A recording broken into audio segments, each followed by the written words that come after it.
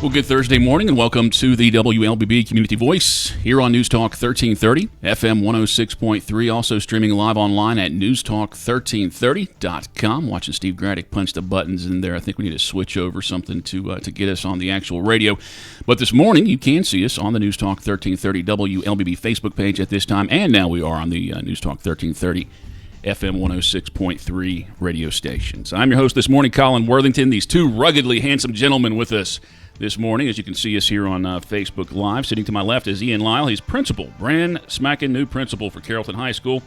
He's the former CTAE director. And sitting to my right is Craig George. He is the assistant superintendent of facilities and operations. And glad to have both of them with us this morning as we approach the new school year. Less than a week away for class starting, and summer zips on by.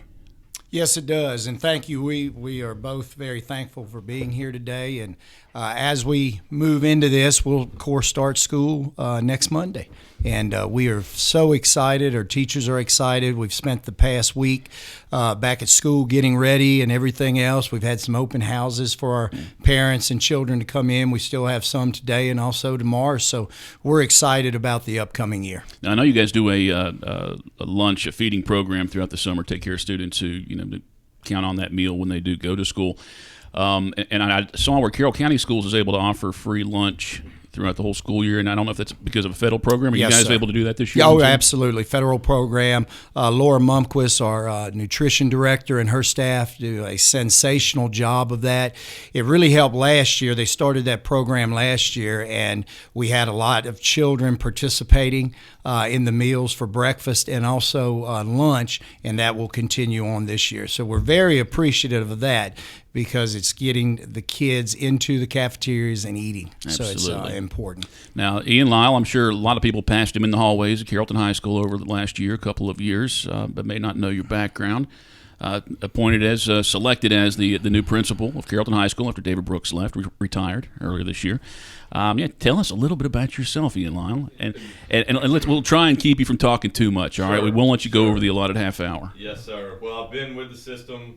It's my fifth year. I was an assistant principal and the career tech education director. I've spent my career trying to learn as much about education as possible. I was a teacher and a coach for 10 years. I was a special education teacher, a special education department chair, and so I always knew that I wanted to move into administration. An opportunity came open at Carrollton High School where I graduated in 2003, so I jumped at that, and it's just been a great experience. We have so many people have stepped up and helped mentor me. We have Mr. Brooks, as you previously mentioned. He's gone on to work with the city, and he was a mentor of mine for several years, and I appreciate everything that he's done for me. Dr. Albertus, our superintendent, has been a great mentor, and I'm just fortunate to work with a great district leadership. I'm fortunate to work with great assistant principals, and we've got the best teachers in the state of Georgia, for sure. Our Community Voice program here on News Talk 1330 FM 106.3, speaking with representatives from the Carrollton City Schools District as they get ready to head back to the classroom next Monday, I believe it is. You found out, I guess, it's only a couple months ago where you were named the principal. What's that 2 months been like for you? I mean, what kind of preparations, what have you had to do different over the last couple of months? Absolutely, and so the important thing is that we have been working a transition plan since really spring break. So I spent the last couple months learning the job, working very intensely, kind of understanding the ins and outs, and then this summer has really been spent with our administrative team, getting on the same page, cross-training, learning roles, just understanding the ins and outs, and then preparing for the school year. So we've really been trying to learn and understand and prepare for every facet of school. And so when those kids hit the doors Monday, we're ready to go, and we are. We'll talk a little. Well, I'll check out the Facebook page here in just a little bit in case anybody's posted any questions or comments. I'm quite certain of a couple of questions that will pop up there, and I'll make sure we do ask them. We joked a little bit before the show when I was going to school in the 80s. We thought about our principal. He or she was just the one that handed down the discipline, and that was the one you were scared of walking down the hall. But I don't feel it's that way anymore. And maybe I just missed out when I was a kid. The role that they had, everything that they did. I mean, do you guys see that too, or is there a big change you think over the last? Even though were you alive in the 80s, Ian? Yes, sir. Yes, sir. Colin, I can tell you this, as Ian was going over some of his stats there in career, I can remember when I first arrived here 21 years ago, Ian was actually a junior in high school. So that tells you how old I am as we go through this. But I've watched Ian and everything as he come over and started out as an assistant principal and everything else, and just watching him maneuver through the school. He has great relationships with the teachers. He has outstanding relationships with the students. And that's a key nowadays as far as being a principal, because that principal is so much more with the students, because they do search him out and talk to him. We now have APs that are dedicated for discipline, curriculum, and some other matters. And Ian just gets to go out, walk the school building, gets to talk to the students and everything else. So he is a good sounding block for our students. Good deal. Well, we'll again, I said I'd take a look at the questions on the Facebook page, but I'm assuming one of them is going to have to do with the wearing of masks in the schools district this year. We've noticed that the numbers have increased dramatically as far as the positive tests and as far as hospitalizations locally. Right. And, just in time for school, unfortunately. Absolutely. Unfortunately, things look very good in the summer, and now as we get closer to the start of school, we see the numbers spiking a little bit. So, of course, we're always in contact with Tanner. We have a great relationship with them that we're always finding out what's going on over there, how the numbers are moving. Also, the Department of Health here in the state of Georgia, we're always looking out for guidance from them. And then, of course, the CDC. And then we come back together once we gather all of this information, and then it's a living document. We're going to continue to make changes that benefit our students, the safety of our students, also our teachers. So and that's the most important thing. Where does it stand right now as far as masks? As far as it stands right now, we are watching all the statistics. We are still, at this point, going to make a decision down the road. But as of right now, if we started today, we would be mask-free. And I think the key there is student safety, making decisions that are in the best interest of student safety. Number one priority for all of us is keeping the kids safe. And I think any decision that we make is influenced by that. Well, locally, Carrollton City Schools District last year was the only one that mandated masks. Did you guys do that the entire school year? Yes, mandated masks, yes. And I'm sure you went back and reviewed that and studied that. Did you see a benefit in that when you compared the numbers of students that still, came in contact with someone who had who may have had COVID, or was there? What was the big lesson learned after? Well, the biggest lesson was, first of all, our students did a tremendous job the entire year. And I'm talking from the seniors all the way down to the pre-K kids. I mean, it was amazing when you would walk into our buildings, and when you walk around, everybody had their mask on. And that's impressive, because, again, the important thing is we want our kids in school. So even though, some may not agree with the mask, if it keeps our kids all in school, isn't it worth it?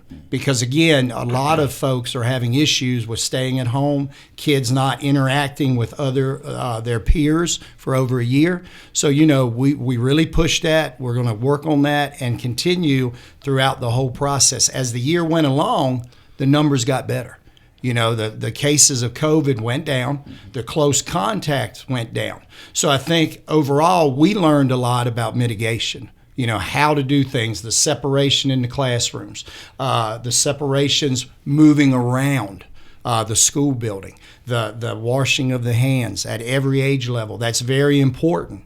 We saw a cut down in the common flu also during that year because everybody was cleaner. We were all managing that, hand sanitizer, disinfectant wipes, wiping things down. So the mitigation that we went through last year really has given us an advantage coming into this year because those things that we implemented, they worked. So we're going to continue that process, mask or no mask. All the other mitigation continues on. So we're excited. Is distance learning part of the program to start out this year? No, sir. No. Distance learning is not part of that. We want, again, we want the kids back in school. It's so much easier when you're face-to-face with the teachers than what it is when you're at home. Time right now is 8:39. Our guests this morning are with the Carrollton City Schools District. We have Craig George, Assistant Superintendent of Facilities and Operations, and Ian Lyle, the new principal for Carrollton High School, on our program this morning. If you have any questions or comments, I encourage you to post them to the News Talk 1330 WLBB Facebook page. We'll come back and talk more about the upcoming school year here on the News Talk 1330 WLBB Community Voice, brought to you by Tanner Health System and Oak Mountain Academy. Health is a journey. It's making better choices, even when it's not easy. It's taking care of yourself and the people you love. At Tanner Health System, we're there for you with every step, with primary care, heart care, cancer care, women's care, orthopedics, surgical services, and so much more. We're dedicated to helping you live and feel your best. So let's get on that journey to health. You've got places to be for many years to come. Find us at tanner.org. At Oak Mountain Academy, our daily schedule includes convocation, prayer, and the Pledge of Allegiance. By doing so, we build a family-like community where all students grow and flourish and personal faith is encouraged. Through community service and a historical approach to biblical study, our students are taught the value of the warrior way, honesty, respect, and responsibility. Oak Mountain Academy. We are a family creating legacies. To learn more, visit oakmountain.us.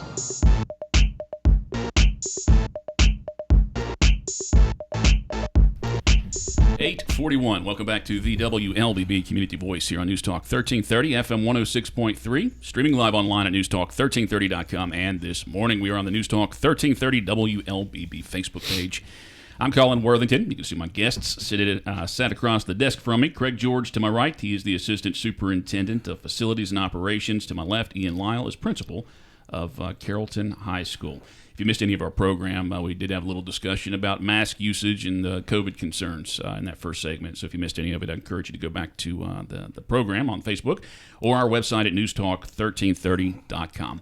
One story that I talk with Craig with every single year as we do approach school is just a reminder that the school buses will be out there next week. That's going to put a delay as far as normal. You're used for the last 2 months of zipping around town without the school buses out there and without having to worry about kids in their neighborhoods. But that's going to return beginning Monday. Yeah, Colin, that's right. Starting Monday, the buses will start rolling probably about 6:15, 6:20 a.m., and they'll be throughout the entire city.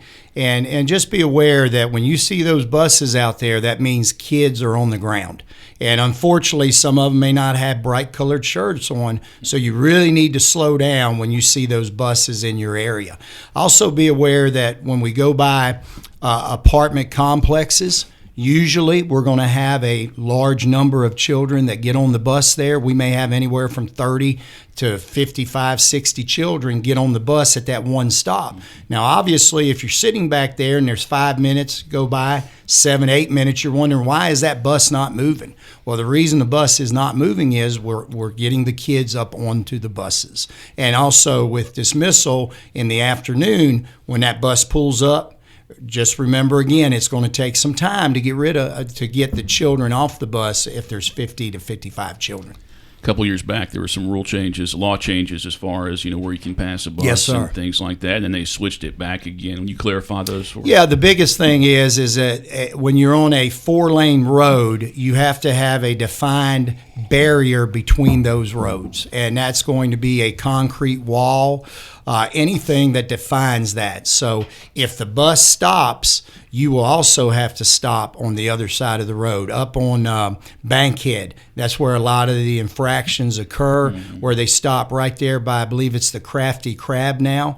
If that bus stops there and you're on the other side going back down towards the BP, you still have to stop on that side of the road. All right, we haven't let Ian talk a lot this morning, so let's talk about your background a little bit more, and about the new position you're taking. Sure. How have your past experiences prepared you for this job? I think that my past experience is basically just trying to get as much experience in the different areas of education, whether it's coaching or special education or curriculum instruction or career tech education or leadership, just learning about education in general. And I think that one of the things that's important is to work with good people. And so I've been very blessed to be surrounded with excellent district leaders and assistant principals. And we have great assistant principals that have great ideas and their boots on the ground. And so I think that building a rapport with this administrative team that we've got and helping them grow and do their jobs as best they can has been the biggest experience. And Craig touched on this a little bit, and you did as well as about the rest of the administrative staff. I mean, you'll be the one, you'll be ahead of everybody else, and but how do you see your relationship in their roles? Has anything changed as far as the administration about different things that they'll be in charge of or take care of this year? Absolutely, and so we have some some crossover people taking on different roles. We have a new person in the career tech education role, Mrs. Elizabeth Sanders. We have a new person in the facilities and operations, Mr. Seth Caldwell. We have a new person in the guidance office role, assistant principal, Ms. Courtney Walker. Coach Paul Fitzsimmons is still our athletic director. Mrs. April Jonesbird is still the director of our Performance Learning Center. And Mrs. Crystal Kendall has moved into the role of our testing coordinator. And so all of us working together, we have multiple people that have worked in those roles, and so they've cross-trained and they've shared ideas, and so we have multiple people that are prepared to take on those responsibilities. And so the biggest change for me, whereas as an assistant principal, I really worked hard to help teachers grow, and that's still my role as the principal, is to improve the capacity of the instructional staff. But now as the principal, I'm empowering the assistant principals to help the teachers grow so that the quality of teaching and learning is continuously improving in the school. Ian Lyle is the new principal for Carrollton High School, and he's sitting to my left. Sitting to my right is Craig George, Assistant Superintendent of Facilities and Operations for the Carrollton City Schools District. Again, questions and comments, I encourage you to post those to the News Talk 1330 WLBB Facebook page, and I'll take a look at those during our next break coming up here in about 3 minutes. How about changes for students? What can students expect, parents expect as far as their experience this year? You know, we talked a little bit about COVID and masks and things, but anything else that they can expect? Well, they can expect as close of a traditional experience as possible. You know, our kids in the building, they can expect engagement in the classroom. They can expect to eat in the lunchroom. They can expect to transition in the hallways. They can expect to participate in extracurriculars. And so we are mitigating, obviously, for COVID, and those good mitigation practices will be in place. But we want our students to have as close of a traditional experience as possible. We talked a little bit about this before the program, too, for the first 2 weeks of school, having to deal with traffic. And I'll be honest with you, I know a woman who had signed her son up for Carrollton City Schools. This might have been about 5-6 years ago, and she took him the first day, and then she did not let him go to Carrollton City Schools because of the traffic that time, just for that 2 weeks. I did think it was crazy. But, just, I guess, remind parents what they can expect. Yeah, absolutely. Of course, one of the benefits we have is we have all 4 schools on that 130-acre campus with the elementary, upper elementary, junior high, and high school.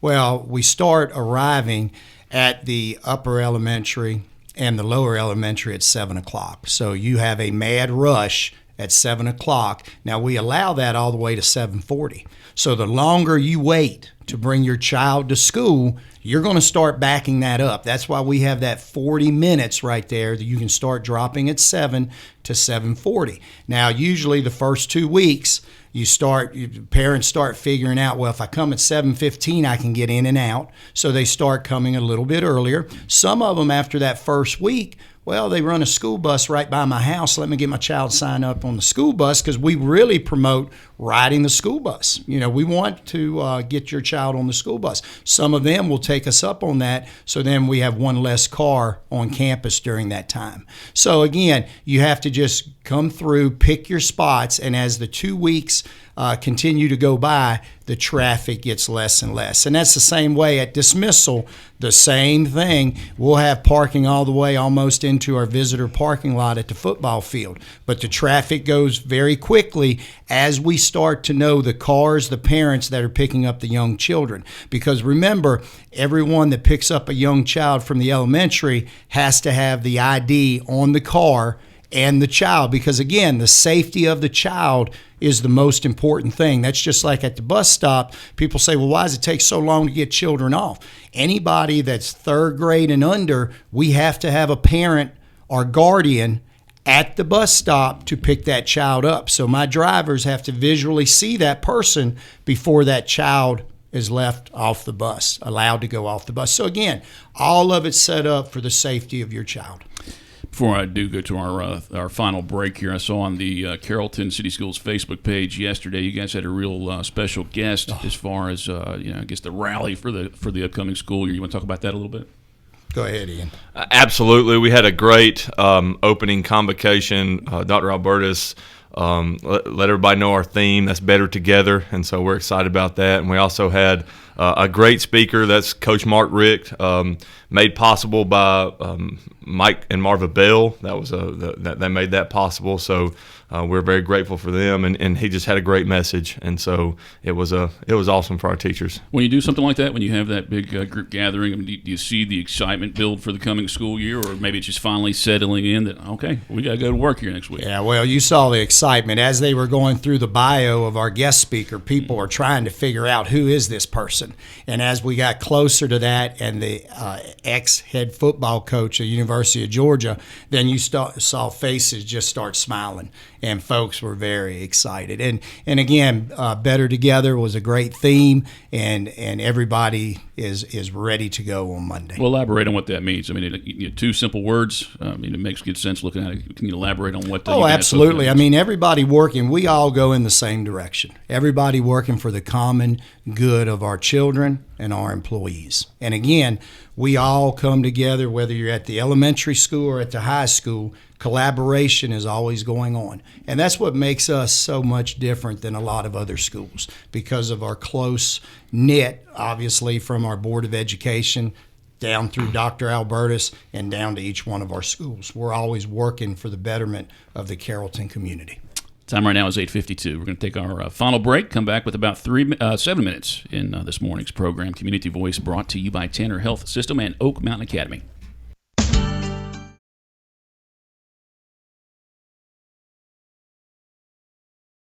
Taking care of yourself and the people you love. At Tanner Health System, we're there for you with every step, with primary care, heart care, cancer care, women's care, orthopedics, surgical services, and so much more. We're dedicated to helping you live and feel your best. So let's get on that journey to health. You've got places to be for many years to come. Find us at tanner.org. At Oak Mountain Academy, our academic excellence shines through innovation and a personalized educational experience. Our pre-K 3 through 12th grade environment offers a family-oriented atmosphere. We are an independent school with faith-based values and an academy honor code. Our academic standards prepare our students for college and beyond. I'm Patrick Duran, headmaster, inviting you to visit us on the mountain or at oakmountain.us. Come see how our warriors are creating legacies.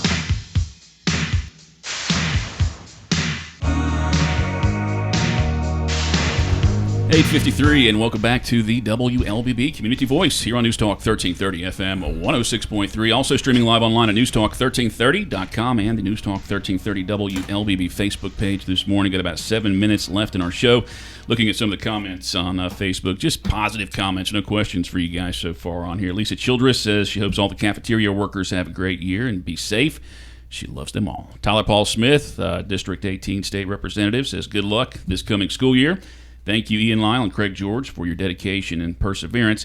And another gentleman that you guys might recognize, he says, it appears that Carrollton High is ready for a great new year. That's Thomas Upchurch checking in this morning. All right, we're going to wrap up our program. Let me promote something that Graddick Communications is doing this evening at 5:30 this afternoon at the Carroll County Performing Arts Center. Performing Arts Center, right off the bypass here. We're going to be hosting the Media Day as we approach high school football's opening day coming up. We're going to have all the we'll have coaches and players from all the local high schools. That event again starts at 5:30. You can listen to it on KISS 102.7. You can also watch it on the News Talk the Graddick Sports Facebook page. That's where it'll be streaming live the video. So I do encourage you to check that out. Speaking of that, I think if you watch that, you'll have an opportunity to meet Carrollton High School football, brand new football coach. He's a familiar name, and a lot of people are excited about him. Absolutely. We're so excited for all the work that Coach King and his staff are doing. He's really assembled a staff that are focusing on building young men, not just football players. Football is important, but character education, being a part of your community, giving back to your community, that's all a focus of him and his staff. So we're so excited for this football season, and we're so excited for the work that he and his staff are doing to give back and to impart into these young men. And for people that don't know Coach King's background, he had been with Carrollton a while back. Then he spent some time in the college ranks, and he also pretty impressive run. I think it was Cartersville, right? Absolutely. He's kind of come full circle. He was coached at Carrollton for several years, moved to Cartersville, moved to Coastal Carolina, was most recently at the University of South Florida, and then came back to be our head coach. And so we're very fortunate, and we look forward to everything that he and his staff are going to do. I think former Mountaineer quarterback Pat White's at South Florida. He might have been coaching with him, too. I believe so, yeah. All right, guys, we got about 4 minutes left in the program. Any kind of construction updates we want to talk about? Well, we're finishing up our HVAC renovation, long overdue at our elementary school. We're taking out the original HVAC that was there in 1992. So we have added bar units that hang on the wall into every classroom now. The old split system that we used to have, it would be one unit for 3 classrooms. And as time went by, that wasn't not very effective. So we changed it to the bar unit. Quiet, very quiet. It will provide a cool atmosphere for the teachers and students, which right now when it's 95 degrees out, very important. And then, of course, in the winter, it'll keep that room warm, and that teacher will be able to control that temperature. And then any work that needs to be done can be done outside the classroom because the unit is on the wall. So we're very excited about that. We're also adding air condition for the first time in our elementary school gym. That was the only gym on campus that did not have air condition. So we added that this year. So the elementary staff is very excited about getting back into school because now all of their rooms have air conditioning. What's the biggest question you've received from parents and students, I guess, over the last month? Has it had to do with COVID and the masks? Or is it... Oh, absolutely. That's what everybody wants to know. And again, it goes both ways. It's just not, we don't want to wear masks. We have some parents that do want to wear masks. So, again, we have to try to balance everything, and we've got to really look towards, our Board of Education, Dr. Albertus, Tanner, the Department of Health, the CDC, and we've got to put all this together and what's going on in our community. Mm-hmm. What's going on in California and Texas does not affect. We've got to look at what's happening in Carroll County. And that's what we do, and we'll continue to do that throughout the year. Saw I remember a press release about 6 months ago, maybe 5 months ago, $22 million in scholarships for the class of 2020. As they head off to college this year. Absolutely. We pride ourselves in offering an academic program that meets the needs of every student. We have a full IB diploma, 14 classes. We have 19 AP classes, 14 career tech education pathways. So whether you're going to a 4-year university, a 2-year school, straight into the workforce, or the military, we pride ourselves on having an option for you. And so our rigorous academic program does lead to a lot of scholarships, and so we're proud of those kids as they go on to their next level. Very good. And a reminder to parents and those who are out early in the morning, school does start Monday for Carrollton City Schools. Yes, sir. So you can see the school buses out there and a little more traffic. So if you're heading out to work, even if you don't have a kid involved with school, you may want to give yourself about 10 minutes earlier to get to work or wherever you're going in the morning. On tomorrow's Community Voice program, we're going to speak with representatives from the Carroll County School District as we wrap up our back-to-school programming. Community Voice tomorrow morning at 8:30. Stay tuned now for national headlines, followed by your local news, and then Glenn Beck is on the air. Community Voice, as always, brought to you by Tanner Health System and Oak Mountain Academy. Have a great Thursday.